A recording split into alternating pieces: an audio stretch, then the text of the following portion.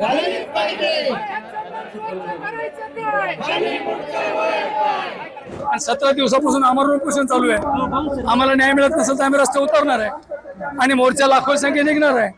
तुम्ही बघताय सगळं मोर्चाचं काय वातावरण आहे. सरकारला माझं आव्हान आहे, जे कोणी आरोपी असतील त्यांना तात्काळ अटक करा आणि घुले कुटुंबाला न्याय द्या, आमची मागणी आहे. सर्वसामान्याला वेगळा न्याय आणि खासदार कुटुंबाला वेगळा न्याय आम्ही कधी सहन करणार नाही आणि हा लढा थांबणार नाही जोपर्यंत न्याय मिळणार नाही तोपर्यंत.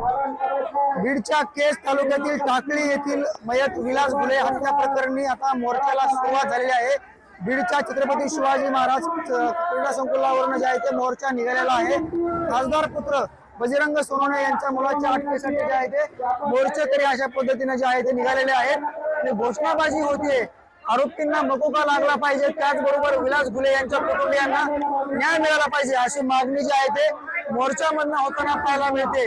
सर्व मोर्चेकरी जे आहे ते मोर्चामध्ये सहभागी झाले. माझ्यासोबत बाळासाहेब साहेब आहेत. काय सांगाल, मोर्चामध्ये तुम्ही सहभागी झालेला आहात? मोर्चामध्ये सहभागी व्हावंच लागेल ना.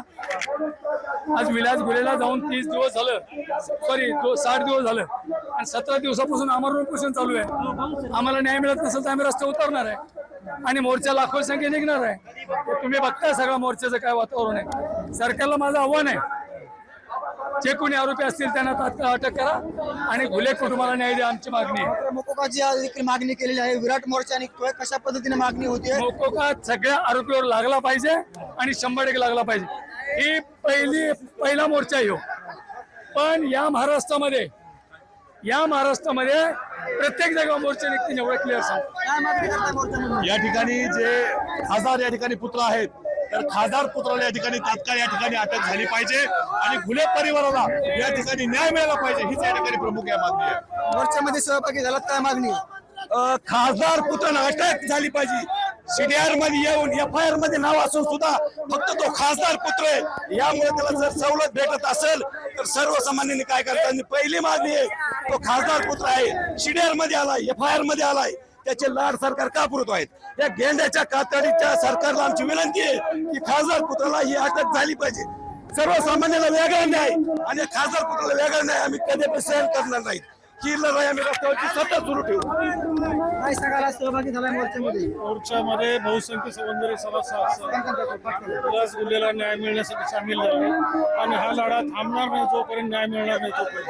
नक्की जोपर्यंत न्याय मिळत नाही तोपर्यंत हा लढा थांबणार नाही अशी जी मोर्चेकऱ्यांची मागणी जी आहे ते ठाम आहे.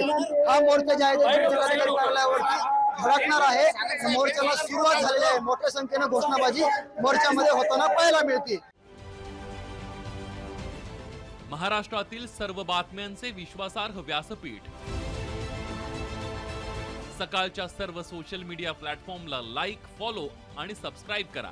तसंच सर्व नोटिफिकेशनसाठी बेल आयकॉन प्रेस करायला विसरू नका.